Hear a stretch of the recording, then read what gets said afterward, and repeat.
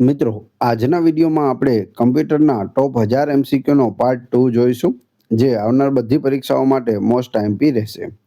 ખૂબ જ અગત્યના અને પરીક્ષાઓમાં વારંવાર પૂછાતા પ્રશ્નો આપણે આની અંદર આવરી લીધેલા છે. તો જોઈએ ખૂબ જ અગત્યનો આ વિડીયો. કમ્પ્યુટરના જે ભૌતિક ભાગોને આપણે જોઈ શકીએ અને અડી શકીએ તેને શું કહેવાય? તો તેને હાર્ડવેર કહે છે. જેને જોઈ શકીએ અને અડી શકીએ હાર્ડવેર.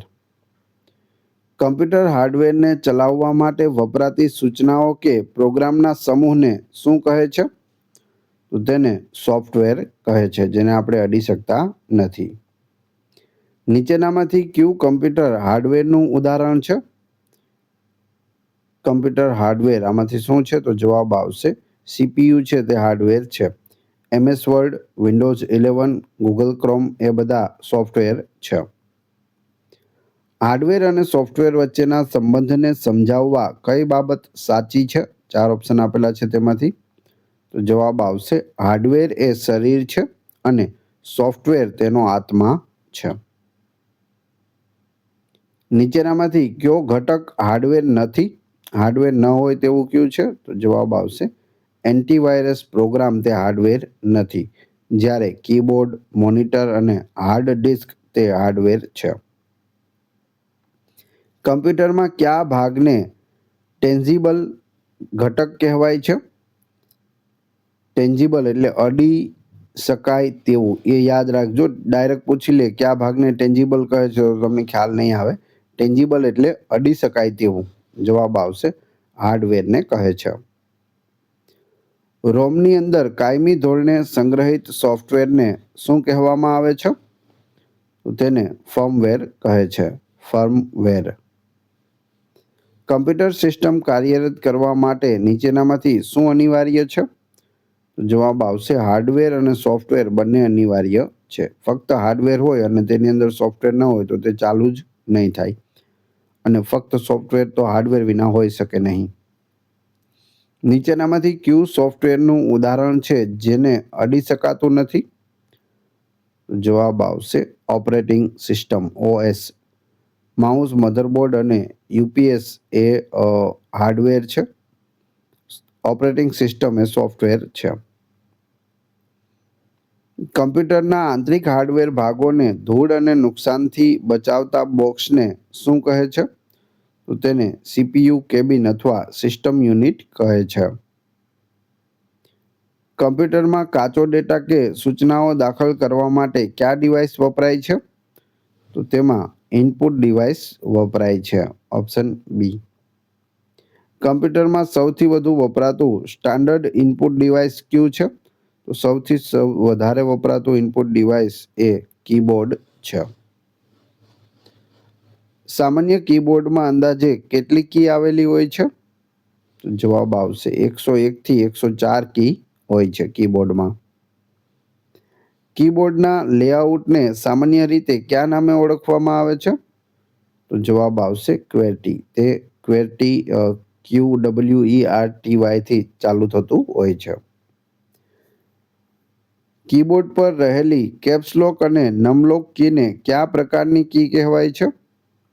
કેપ્સલોક, નમલોક અને સ્ક્રોલ લોક 3 કી આવે છે તેને ટોગલ કી કહે છે. કેવી કી કહે છે? ટોગલ કી. કીબોર્ડની કઈ કીનો ઉપયોગ અન્ય કી સાથે શોર્ટકટ બનાવવા થાય છે, જેમ કે કંટ્રોલ, અલ્ટર, શિફ્ટ વગેરે? તો તેને મોડિફાયર કી કહે છે. કેવી કી છે? મોડિફાયર કી. કઈ? કંટ્રોલ, અલ્ટર અને શિફ્ટ. માઉસ કયા પ્રકારનું ડિવાઇસ છે? માઉસ છે તે ઇનપુટ અને પોઇન્ટિંગ ડિવાઇસ છે. બંને છે. ઇનપુટ ડિવાઇસ પણ છે અને પોઇન્ટિંગ ડિવાઇસ પણ છે. બંને યાદ રાખજો. ગ્રાફિકલ યુઝર ઇન્ટરફેસમાં કર્સરને ઝડપથી ફેરવવા માટે કયું સાધન સૌથી ઉત્તમ છે? GUI નું પૂરું નામ ગ્રાફિકલ યુઝર ઇન્ટરફેસ. જવાબ આવશે માઉસ છે તે સૌથી ઉત્તમ છે. વિડીયો ગેમ્સ રમવા માટે કયા ઇનપુટ ડિવાઇસનો વ્યાપક ઉપયોગ થાય છે? આનો જવાબ જોઈએ તે પહેલાં વિડીયો પસંદ આવી રહ્યો હોય તો લાઈક અવશ્ય કરી દેજો અને ચેનલ ઉપર નવા હોય તો ચેનલને સબસ્ક્રાઇબ કરી બેલ આઇકોન પ્રેસ કરવાનું ના ભૂલશો. વિડીયો ગેમ્સ રમવા માટે શું હોય છે? તો જોયસ્ટિક્સ હોય છે. ઓપ્શન સી જોયસ્ટિક તમે અહીં ફોટોમાં જોઈ શકો. કાગળ પર રહેલા ચિત્ર કે લખાણને ડિજિટલ સ્વરૂપમાં બદલી કમ્પ્યુટરમાં સ્ટોર કરતા સાધનને શું કહે છે? તો તેને સ્કેનર કહે છે. સ્કેનર ડેટાને કયા સ્વરૂપમાં કમ્પ્યુટરમાં ઇનપુટ કરે છે? તો તે ઇમેજ અથવા ડિજિટલ સ્વરૂપે સ્ટોર કરે છે કમ્પ્યુટરમાં. દુકાનો કે મોલમાં વસ્તુના પેકિંગ પર રહેલી કાળી સફેદ લાઈનો એટલે કે બારકોડ વાંચવા માટે કયું સાધન વપરાય છે? તેના માટે બારકોડ રીડર વપરાય છે, જેને BCR કહે છે, બારકોડ રીડર. બેન્કિંગ ક્ષેત્રમાં ચેક પર લખેલા ખાસ નંબરોને ઝડપથી વાંચવા કઈ ટેકનોલોજી વપરાય છે? તો તેમાં MICR ટેકનોલોજી વપરાય છે. MICRમાં C નો અર્થ શું થાય છે? C એટલે શું? તો જવાબ આવશે કેરેક્ટર. સ્પર્ધાત્મક પરીક્ષાઓની અલ્ટરનેટિવ ઓપ્શનવાળી ઉત્તરવહી એટલે કે આન્સર શીટ ચેક કરવા શું વપરાય છે? તો તેના માટે OMR વપરાય છે, ઓપ્ટિકલ માર્ક રીડર. લેપટોપમાં માઉસના સ્થાને કયું ઇનપુટ સાધન ઇનબિલ્ટ આપેલું હોય છે? તો તેમાં ટચ પેડ આપેલું હોય છે, જેમાં માઉસ હોતું નથી. અલગથી લગાવવું હોય તો વાયરલેસ અને વાયરવાળું બંને લગાવી શકાય છે. કમ્પ્યુટર સ્ક્રીન પર સીધું જ ડ્રોઈંગ કરવા કે ઓપ્શન સિલેક્ટ કરવા માટે વપરાતી પેન જેવી રચનાને શું કહે છે? તો તેને લાઇટ પેન કહે છે, ઓપ્શન બી. લાઇટ પેન એ કયા પ્રકારનું ડિવાઇસ છે? તો તે ઓપ્ટિકલ ઇનપુટ ડિવાઇસ છે. સ્માર્ટફોન અને ATM મશીનમાં ઇનપુટ મેળવવા માટે કઈ સ્ક્રીનનો ઉપયોગ થાય છે? તેમાં ટચ સ્ક્રીનનો ઉપયોગ થાય છે. કમ્પ્યુટરમાં લાઈવ વિડીયો ચેટ કરવા કે ફોટો પાડવા માટે કયું ડિવાઇસ સાધન વપરાય છે? તો તેના માટે વેબકેમ વપરાય છે. તમે ફોટોમાં જોઈ શકો આવો વેબકેમ હોય છે, જે કમ્પ્યુટરની ઉપર એટલે કે મોનિટરની ઉપર છે તે લગાવવામાં આવે છે, જેના દ્વારા વિડીયો કોલ પણ શક્ય બને છે. લેપટોપ હોય તો લેપટોપમાં ઇનબિલ્ટ હોય છે વેબકેમ. આપણો અવાજ કમ્પ્યુટરમાં ઓડિયો ડેટા તરીકે દાખલ કરવા કયું સાધન વપરાય છે? તેના માટે માઇક્રોફોન અથવા માઇક વપરાય છે. છાપેલા કાગળના અક્ષરોને ઓળખીને તેને એડિટ કરી શકાય તેવા ટેક્સ્ટમાં બદલતી ટેકનોલોજી કઈ છે? તો તે છે OCR, ઓપ્ટિકલ કેરેક્ટર રિકોગ્નિશન. નીચેનામાંથી કયું સાધન માત્ર ઇનપુટ ડિવાઇસ તરીકે જ કાર્ય કરે છે? ફક્ત ઇનપુટ ડિવાઇસ. જવાબ આવશે માઉસ, ઓપ્શન બી. કીબોર્ડ પર રહેલી F1 થી F12 કીને કઈ કી કહેવાય છે? તો તે બધી જ કીને ફંક્શન કી કહે છે, ઓપ્શન સી. માઉસની ઉપર વચ્ચે આવેલું નાનું વ્હીલ એટલે કે ચક્ર શું કામ કરે છે? માઉસમાં વચ્ચે ચક્ર આપેલું હોય છે તે પેજને ઉપર નીચે સ્ક્રોલ કરવા માટે ઉપયોગી છે, એટલે કે સ્ક્રોલિંગ માટે ઉપયોગી છે. કમ્પ્યુટરમાં પ્રોસેસ થયેલા ડેટાનું પરિણામ યુઝરને બતાવવા માટે કયા સાધનનો ઉપયોગ થાય છે? તેના માટે આઉટપુટ ડિવાઇસનો ઉપયોગ થાય છે. કમ્પ્યુટરનું સૌથી મુખ્ય અને કોમન આઉટપુટ ડિવાઇસ કયું છે? તો એ છે મોનિટર. કોઈ પણ ડેટા આપણે એન્ટર કરીએ તો ક્યાં દેખાય છે? મોનિટરમાં દેખાય છે. મોનિટર પર દેખાતી સોફ્ટ કોપીને કાગળ પર કાયમી સ્વરૂપે છાપવા માટે કયું સાધન વપરાય છે? પ્રિન્ટર વપરાય છે. સોફ્ટ કોપી આપણે બનાવી લીધી, વર્ડ ફાઇલ બનાવી લીધી અથવા PDF આપણી પાસે છે, હવે તેને પ્રિન્ટ આપી અને જે આપણા હાથમાં કાગળ આવે તેને શું કહેવાય? હાર્ડ કોપી કહે છે. જૂના જમાનાના મોટા અને ભારે ટીવી જેવા મોનિટર કઈ ટેકનોલોજી પર કામ કરતા હતા? તો તેઓ CRT એટલે કે કેથોડ રે ટ્યુબ પર કામ કરતા હતા. હાલ LCD અને LED આવી ગયા છે. મોનિટરના ડિસ્પ્લેના પ્રકાર એલસીડીનું પૂરું નામ શું થાય? એલસીડીનું પૂરું નામ liquid crystal display, option A. કમ્પ્યુટરમાંથી ઓડિયો એટલે કે અવાજ આઉટપુટ સાંભળવા માટે કયું સાધન વપરાય છે? જો અવાજ ઇનપુટ કરવો હોય તો માઇક્રોફોન, માઇક છે, પરંતુ અવાજ આપણે સાંભળવો છે તો સ્પીકરનો ઉપયોગ થાય છે, ઓપ્શન બી. થિયેટર કે ક્લાસરૂમમાં મોટી સ્ક્રીન પર કમ્પ્યુટરનું ડિસ્પ્લે પ્રોજેક્ટ કરવા કયું આઉટપુટ સાધન વપરાય છે? તો તેમાં પ્રોજેક્ટર વપરાય છે. એન્જિનિયરિંગ પ્લાન, મોટા હોર્ડિંગ્સ, બેનરો અને હાઈ ક્વોલિટી નકશા છાપવા માટે કયું સાધન વપરાય છે? તેના માટે પ્લોટર વપરાય છે. નીચેનામાંથી કયું પ્રિન્ટર ઇમ્પેક્ટ પ્રિન્ટર એટલે કે છાપવા માટે કાગળ પર પ્રહાર કરતું, ઇમ્પેક્ટ એટલે શું થાય? છાપવા માટે કાગળ પર પ્રહાર કરતું, એનું ઉદાહરણ છે? જવાબ આવશે dot matrix printer.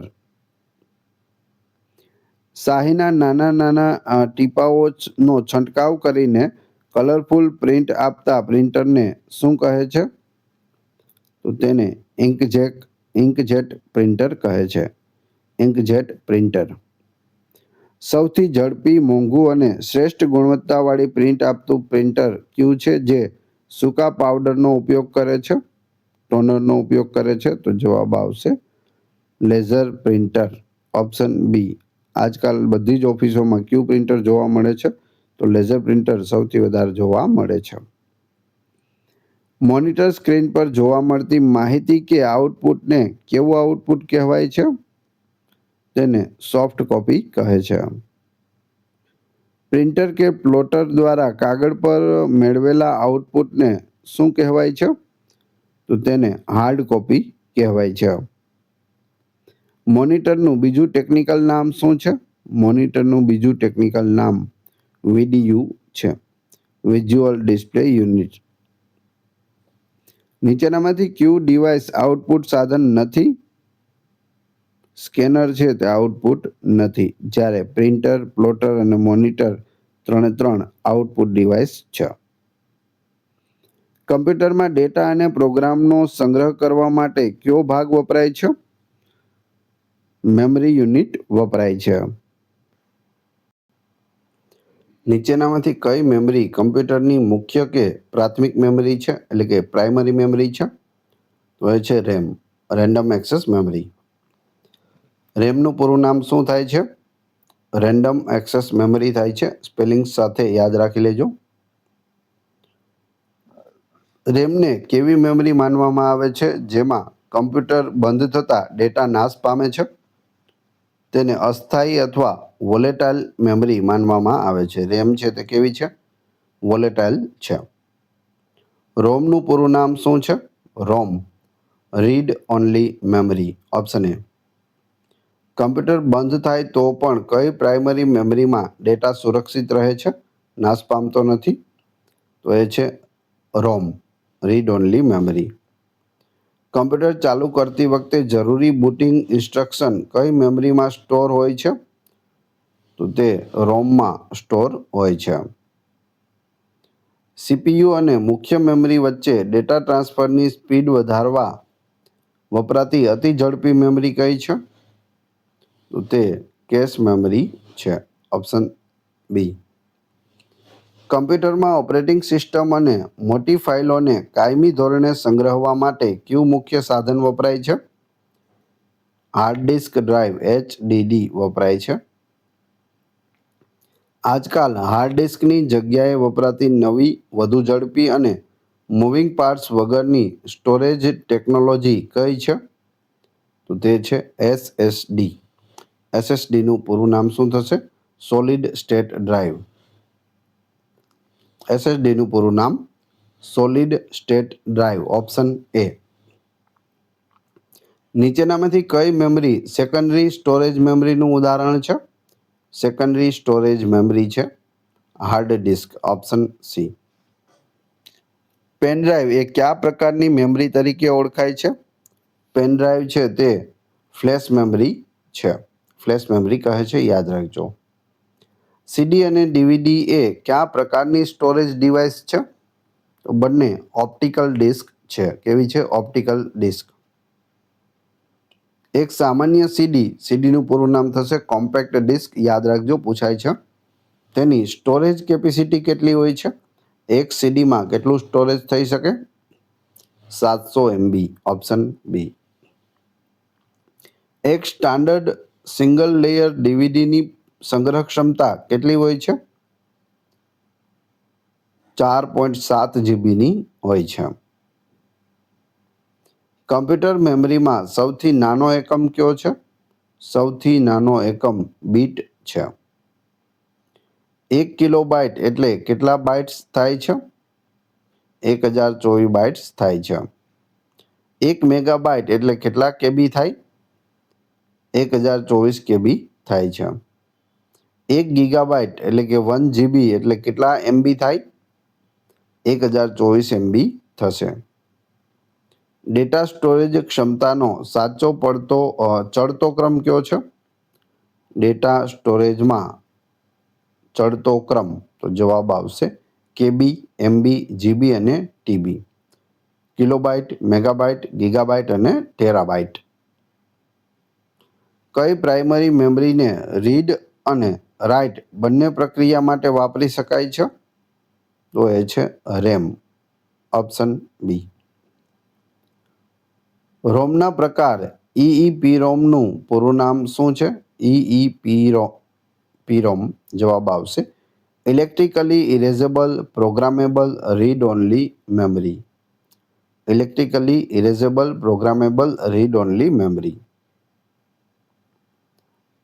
Computer processor CPUની અંદર જ આવેલી સૌથી નાની અને સૌથી ઝડપી મેમરી કઈ છે?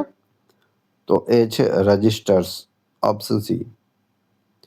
પેન ડ્રાઈવને કમ્પ્યુટર સાથે જોડવા માટે કયા પોર્ટનો ઉપયોગ થાય છે? USB પોર્ટનો ઉપયોગ થાય છે. યુનિવર્સલ સિરિયલ બસ, USB નું પૂરું નામ છે. ઓપરેટિંગ સિસ્ટમ એ કયા પ્રકારનું સોફ્ટવેર છે? OS નું પૂરું નામ થશે ઓપરેટિંગ સિસ્ટમ. તો તે સિસ્ટમ સોફ્ટવેર છે. કમ્પ્યુટર હાર્ડવેર અને યુઝર એટલે કે વપરાશકર્તા વચ્ચે સેતુ તરીકે કોણ કામ કરે છે? ઓપરેટિંગ સિસ્ટમ કામ કરે છે. કમ્પ્યુટર ચાલુ કરતી વખતે મુખ્ય મેમરીમાં ઓપરેટિંગ સિસ્ટમ લોડ થવાની પ્રક્રિયાને શું કહે છે? બુટિંગ કહે છે. નીચેનામાંથી કયું ઓપરેટિંગ સિસ્ટમનું મુખ્ય કાર્ય છે? આપેલ તમામ, એટલે કે process management, memory management, file management, આ બધું જ ઓપરેટિંગ સિસ્ટમનું મુખ્ય કાર્ય છે. GUI નું પૂરું નામ શું છે? ગ્રાફિકલ યુઝર ઇન્ટરફેસ થશે. CUI નું પૂરું નામ શું છે?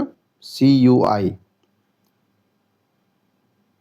કેરેક્ટર યુઝર ઇન્ટરફેસ અથવા કમાન્ડ યુઝર ઇન્ટરફેસ, બંને યાદ રાખજો.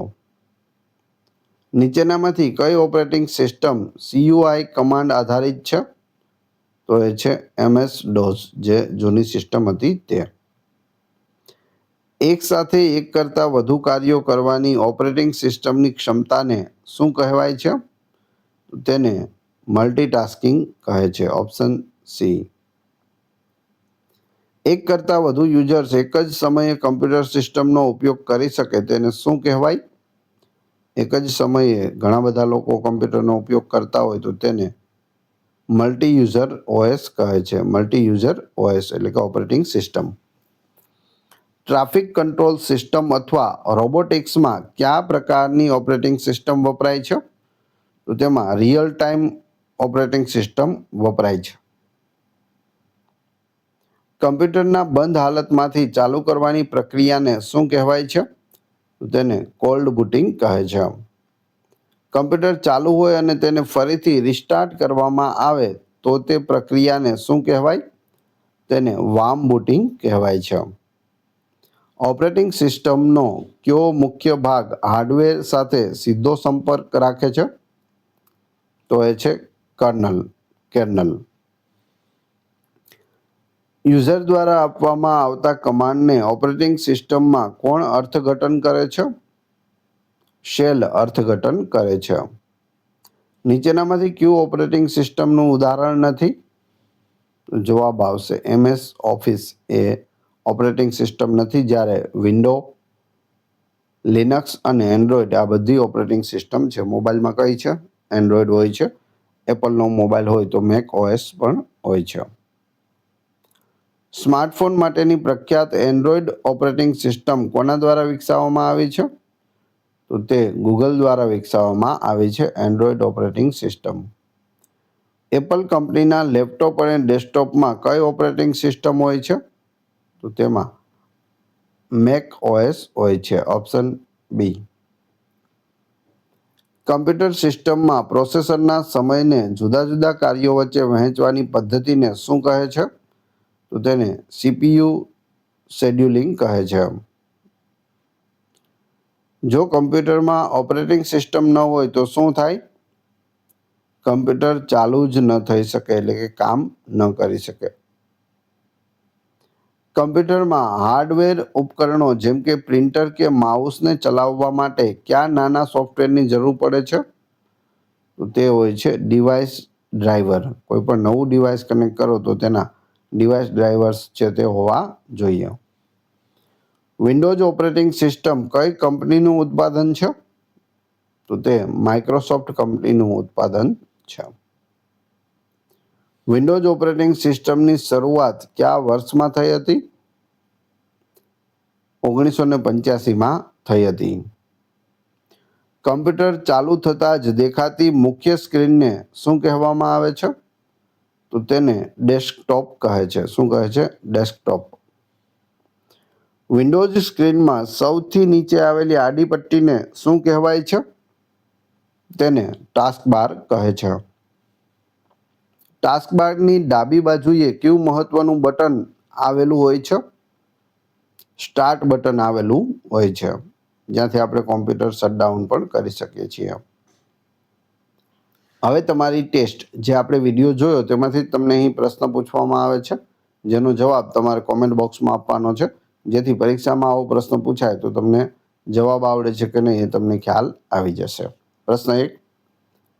કીબોર્ડની કઈ કીનો ઉપયોગ અન્ય કી સાથે શોર્ટકટ બનાવવા થાય છે, જેમ કે કંટ્રોલ, અલ્ટર, શિફ્ટ વગેરે? 4 ઓપ્શન આપેલા છે. કમેન્ટ બોક્સમાં જવાબ આપી દેજો.